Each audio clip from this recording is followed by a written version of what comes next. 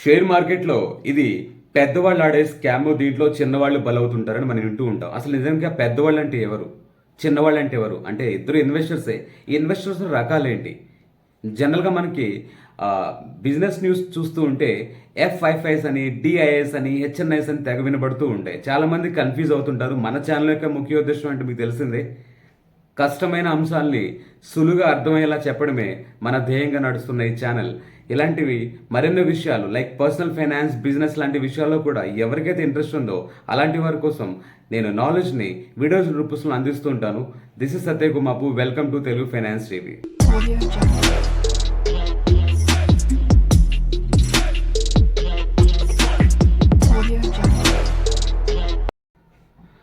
So investors ఎంతమంది అంటే ఎన్ని రకాలు, ఆ విషయంలోకి వెళ్తే దీంట్లో బేసిక్గా రెండు కేటగిరీస్ ఉంటాయండి. మొట్టమొదటిగా రిటైల్ ఇన్వెస్టర్స్, రెండోది institutional investors.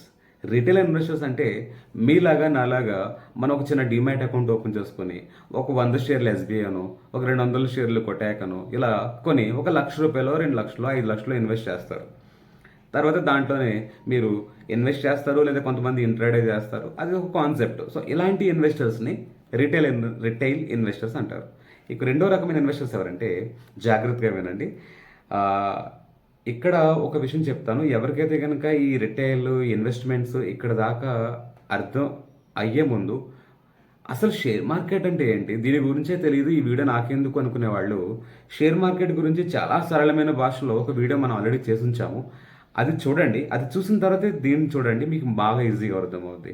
Already share market గురించి కాస్త కోస్త నాలెడ్జ్ ఉన్న వాళ్ళు ఈ వీడియో చూస్తే వాళ్ళకి ఈజీగానే అర్థమవుతుంది. అండ్ ఇప్పుడు మాట్లాడేది కూడా మనం బేసిక్ లెవెల్ సబ్జెక్టే, బట్ స్టిల్ దీనికన్నా దీనికంటే ముందు ఒక వీడియో ఆల్రెడీ ఉంది కాబట్టి బేసిక్స్ గురించి అది చూస్తే మీకు ఇది మరింత ఈజీ అవుతుందని నా అభిప్రాయం. ఇప్పుడు రెండో రకం ఇన్స్టిట్యూషనల్ ఇన్వెస్టర్స్. ఇన్స్టిట్యూషనల్ ఇన్వెస్టర్స్ అంటే మీకు అర్థమవుతుంది, పదంలోనే ఉంది. ఒక ఇన్స్టిట్యూషన్ అంటే ఎవరంటే, ఉదాహరణకి మన డబ్బు ఎల్ఐసిలో కడుతుంటాం, ప్రీమియమ్స్ రూపంలో కడుతుంటాం. మనలాంటి వాళ్ళు కొన్ని లక్షల మంది కడతాం. సో ఎల్ఐసి అనేది ఒక వ్యక్తి కాదు, అది ఒక ఇన్స్టిట్యూట్. ఆ ఇన్స్టిట్యూట్ దగ్గర కొన్ని ₹100,00,00,000 డిపాజిట్స్ అవుతుంటాయి ప్రీమియమ్స్ రూపంలో. వాళ్ళు ఏం చేస్తారు, ఒకేసారి అమౌంట్ తీసుకెళ్ళి షేర్ మార్కెట్లో ఇన్వెస్ట్ చేస్తారు. వీళ్ళనే ఇన్స్టిట్యూషనల్ ఇన్వెస్టర్స్ అని అంటారు. సో ఉదాహరణకి వీళ్ళు ఎల్ఐసీ కాకుండా మ్యూచువల్ ఫండ్ అనుకోవచ్చు, పెన్షన్ ఫండ్ అనుకోవచ్చు, ఇలా రకరకాలుగా మనలాంటి వ్యక్తులు కాకుండా మనీ డిపాజిట్స్ మార్కెట్ నుంచి, ప్రజల దగ్గర నుంచి మనీ ఎవరైతే సేకరించి ఒక బిజినెస్ మోడల్లో ఉంటారో వాళ్ళు చేసే ఇన్వెస్ట్మెంట్స్ని ఇన్స్టిట్యూషనల్ ఇన్వెస్ట్మెంట్స్ అంటారు. వాళ్ళని ఇన్స్టిట్యూషనల్ ఇన్వెస్టర్స్ అంటారు. ఓకే, ఇక్కడ ఒకవేళ దీంట్లో మళ్ళీ రెండు రకాలని చెప్పొచ్చు. ఆ ఇన్స్టిట్యూషనల్ ఇన్వెస్టర్స్ ఒకవేళ మన దేశీయులు అనుకుంటే, అంటే ఇండియన్ ఇన్స్టిట్యూట్స్ అనుకుంటే కనుక, మన మన మన భారతదేశంలో ఉన్న ఇన్స్టిట్యూట్స్ కనుక షేర్ మార్కెట్లో ఇన్వెస్ట్ చేస్తే వాళ్ళని డొమెస్టిక్ ఇన్స్టిట్యూషనల్ ఇన్వెస్టర్స్ అంటారు. డిఐఐ అంటే మన ఎల్ఐసి మనదే, సో దాన్ని డిఐఐ అని పిలవచ్చు. అదే ఒక ఇన్సూరెన్స్ కంపెనీ ఫారెన్ దేశానికి చెందినది, విదేశానికి చెందింది అయితే కనుక వాళ్ళు కూడా మన ఇండియన్ మార్కెట్లో ఇన్వెస్ట్ చేయాలని కోరుకుంటే కనుక వాళ్ళని ఎఫ్ఐఐ అంటారు, అంటే ఫారెన్ ఇన్స్టిట్యూషనల్ ఇన్వెస్టర్. సేమ్ మనలాంటి ఇన్సూరెన్స్ కంపెనీలు, మనలాంటి మ్యూచువల్ ఫండ్లు, మనలాంటి పెన్షన్ ఫండ్లు విదేశాల్లో కూడా ఉంటాయి కాబట్టి అలాంటి ఇన్స్టిట్యూషన్స్ మన ఇండియన్ మార్కెట్లో ఇన్వెస్ట్ చేయాలని కోరుకుంటాయి. ఎందుకంటే మనది ఒక ఎమర్జింగ్ ఎకనామీ అనమాట, అంటే ఎదుగుతున్న దేశం మనది, డెవలపింగ్ కంట్రీ. మన దగ్గర పెట్టుబడులు పెడితే వాళ్ళ డబ్బులు పెరుగుతాయనే గట్టి నమ్మకం విదేశాలకి మన దేశం మీద ఉండడం అనేది జరుగుతుంది. అందువల్ల వాళ్ళు ఇన్వెస్ట్ చేయాలనుకుంటారు కాబట్టి వాళ్ళని ఎఫ్ఐఐఎస్ పిలుస్తారు, ఎఫ్ఐఐ అని పిలుస్తారు. ఇప్పుడు ఏంటంటే ఇండియాలో కూడా రిటైల్ ఇన్స్టిట్యూషన్ కాకుండా ఇంకొక చిన్న కేటగిరీ అని చెప్పుకోవచ్చు. అది కూడా ఒక సింగిల్ వ్యక్తే, హెచ్ఎన్ఐ అంటారు, హై నెట్వర్త్ ఇండివిజువల్. అంటే మనలాంటి కామన్ మ్యాన్ కాదు, అలానే ఒక ఇన్స్టిట్యూట్ కూడా కాదు, ఓ అదానియనో ఒక అంబానీనో ఇలాంటి డబ్బున్న వ్యక్తులు కూడా ఉంటారు.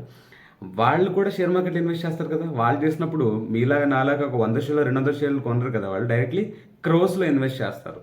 వీళ్ళని హెచ్ఎన్ఐస్గా పిలుస్తారు. ఇక్కడే ఉంది అసలైన గేమ్.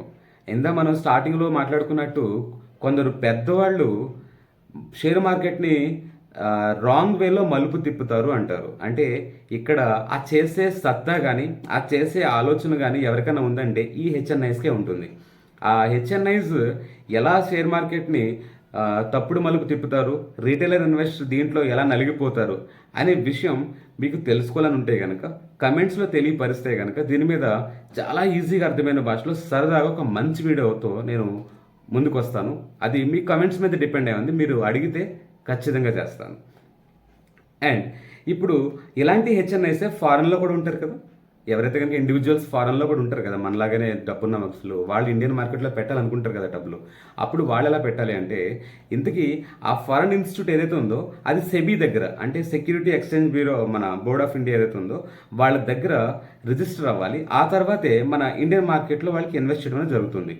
ఇప్పుడు ఎవరైతే ఇండివిజువల్ ఉంటారో వాళ్ళు డైరెక్ట్లీ మన మార్కెట్లో ఇన్వెస్ట్ చేయడానికి కుదరదు. వాళ్ళు ఆల్రెడీ ఎవరైతే రిజిస్టర్డ్ ఉంటారో వాళ్ళ దగ్గర సబ్ అకౌంట్ ఓపెన్ చేసుకొని వాళ్ళ త్రూ మన షేర్స్ను కొనుక్కోవచ్చు వాళ్ళు.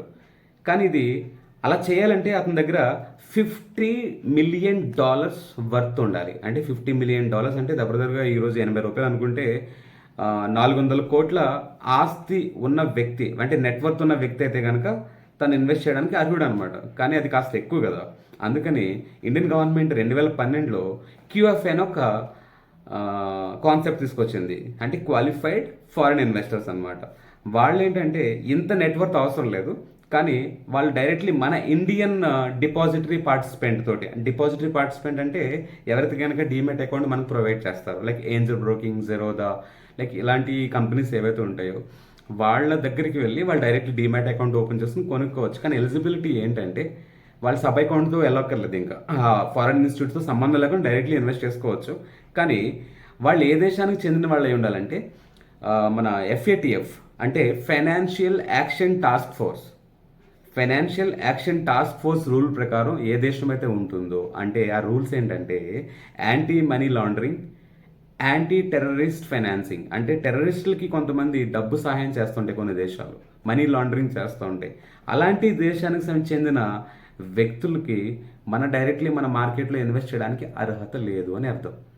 అలాంటి దేశానికి కాని వాళ్ళు ఎవరైతే ఉంటారో వాళ్ళు డైరెక్ట్లీ మన ఇండియన్ డిపి దగ్గర, అంటే ఇండియన్ డీమ్యాట్ అకౌంట్ ఓపెన్ చేసుకుని వాళ్ళు ఈజీగా ఇన్వెస్ట్ చేసుకోవచ్చు ఈ QFI కాన్సెప్ట్ ద్వారా. సో మీకు అర్థమైంది అనుకుంటున్నాను షేర్ మార్కెట్లో ఎన్ని రకాల ఇన్వెస్టర్స్ ఉంటారు, ఈ FII అంటే ఏంటి, DII అంటే ఏంటి, అండ్ HNI అంటే ఏంటి, ఈ FATF అంటే ఏంటి.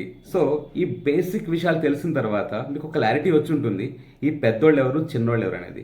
ఇప్పుడు నేను ముందుగా చెప్పినట్టుగా ఈ పెద్దోళ్ళు ఎట్లా స్కామ్ చేస్తారు, అంటే ఈ HNIs అనేవాళ్ళు ఎట్లా మార్కెట్ని తప్పుడు మలుపు తిప్పుతారు అనే విషయం తెలుసుకోవాలనుకుంటే కనుక డెఫినెట్లీ కమెంట్స్లో తెలియపరచండి. ఆ విషయం మీద మనం చాలా డీటెయిల్గా ఒక హెల్దీ డిస్కషన్ అయితే కనుక మన కమెంట్స్లో పెట్టుకుందాం. సో ఇలాంటి మరెన్నో వీడియోస్ కోసం stay tune to Telugu finance TV. Signing off Satya Gumapu.